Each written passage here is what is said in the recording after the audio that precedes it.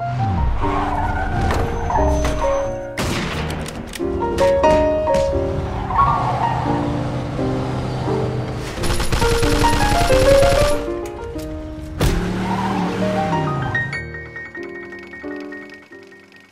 its core, Mafia 2 is a third-person action crime game. It has all the exciting car chases, all the gunfights and all the melee combat that you'd expect from a game like this. Our target kind of experience was very much things like Goodfellas, Godfather, very kind of adult movies with very serious themes. And for that to happen, we needed the game world to be realistic. Shooting is one of the most important things in the game, and obviously, as we try to be realistic, our weapons are quite lethal. We really want it to feel like deadly combat. What we don't want is the player sort of rushing enemies and doing things like that, you know. You can only take 2 or 3 shots before you actually die. If someone shoots at you, the first instinct is to get behind some cover. It really feeds into that intense feeling that we really want from the gun combat experience.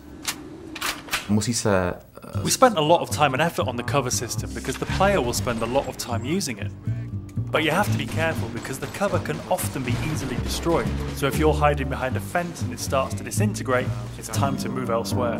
This destructibility was a big thing for us. We wanted to fill the whole city with a massive number of destructible objects, so the player felt that they could pretty much destroy anything. The player can use a wide range of weapons, from pistols to submachine guns. Of course, we had to include the classic Tommy gun that everyone knows from the Mafia movies. We do massive explosions from different stuff, like vehicles can be exploded. With some Molotov cocktails, they'll sort of set fire to the gasoline as it falls on the floor.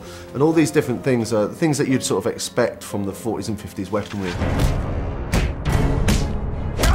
Melee combat in the game is a really sort of visceral experience. We wanted it to feel really brutal. So it's a very simple system. Using 2 buttons, you perform these either hard punches or light punches. And then using a combination of these, you perform these finishing moves. And the coolest thing is these finishing moves are sort of context sensitive as to where you are in the world. So if you're stood near the hood of a car, then the player might punch a guy and then sort of smash his head against the hood of the car, which is a really cool thing. The driving model is very realistic. So you drive these things, they really feel like period cars. They feel very heavy, they feel really satisfying when you're driving them around. Once you get familiar with the controls, there's a real skill to doing the handbrake turns, the donuts and the skids in the street. The inspiration for these has been the cars and the car chases that you see in gangster movies. So if you visualise a gangster movie chase, you know, the cars screeching around the corner with the smoke coming off the tyres, guys shooting out of the windows with Tommy guns, this is very much one of the key goals for the driving experience. We've got like a few features in the game which allow the player to sort of like personalise their vehicle. In the body shops you can customise the car a fair deal.